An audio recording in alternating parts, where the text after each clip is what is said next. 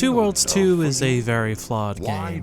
Its predecessor, whether intentional or not, positioned itself to be compared to Oblivion. While I'm not sure either lived up to the Elder Scrolls quality, Two Worlds 2 definitely piqued my interest on my first playthrough, so I decided to play the game again and find out why. While it doesn't have the best story, Two Worlds 2 does do a decent job of not requiring you to play its predecessor in order to know what's going on. It effectively uses tropes and exposition to introduce old and new characters quickly. The plot itself isn't groundbreaking, in fact it feels more like an early 2000s B-movie, including multiple forced love interests. And while it may not be much to write about, there are some twists, though they are fairly predictable for the most part. The gameplay, on the other hand, provides some of the most impressive examples for options for approach that I've seen, while still having some of the jankiest combat I've ever experienced.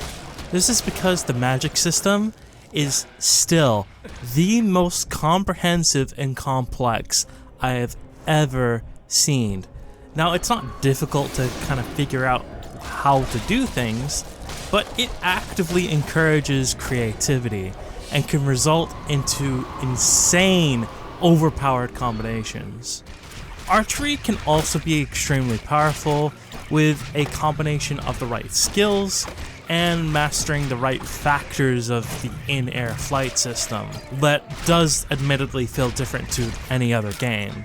However, the main crutch of combat is the melee fighting, which feels floaty and lacks impact. Enemies will typically switch between endless blocking or combos, leading to drawn-out fights where the meta, ironically enough, makes polearms really shine. Two Worlds 2 is just as inconsistent with its aesthetics. While none of it was ever the pinnacle of visuals, it does have times where it looks good.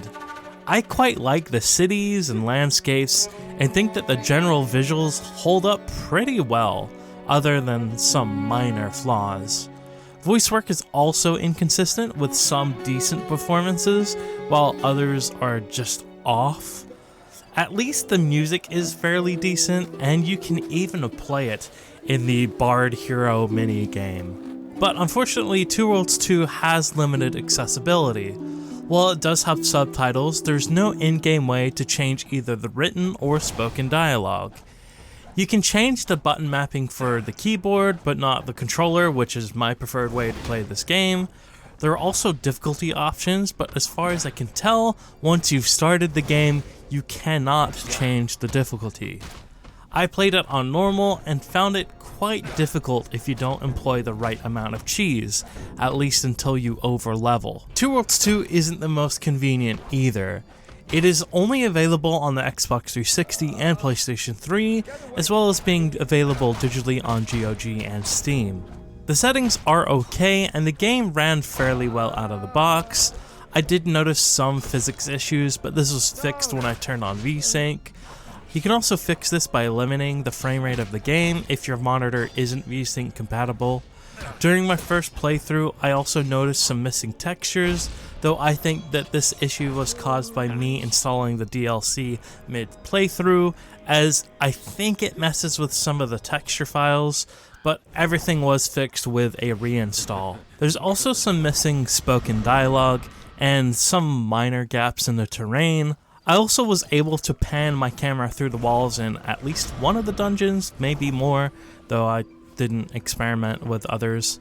And I noticed a quest bug if you get a passphrase wrong, but it isn't game breaking and the game can proceed if you return to the area later. So with all these problems, you might wonder why I enjoyed playing this game. I think that a lot of it has to do with the sense of exploration and discovery.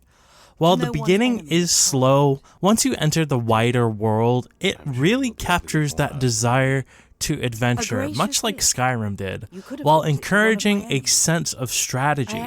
It isn't a perfect game, in fact it's far from it, but I do think it's interesting, though whether it's just a misinterpreted gimmick or a game brimming with potential may be best left for you to decide. But for me, I think that it is a decent on the A scale. But let me know what you think about Two Worlds 2 down in the comments below. Check out my last review on Bayonetta, and until then, this has been Rob the Slob, and I'll see you in the virtual commute.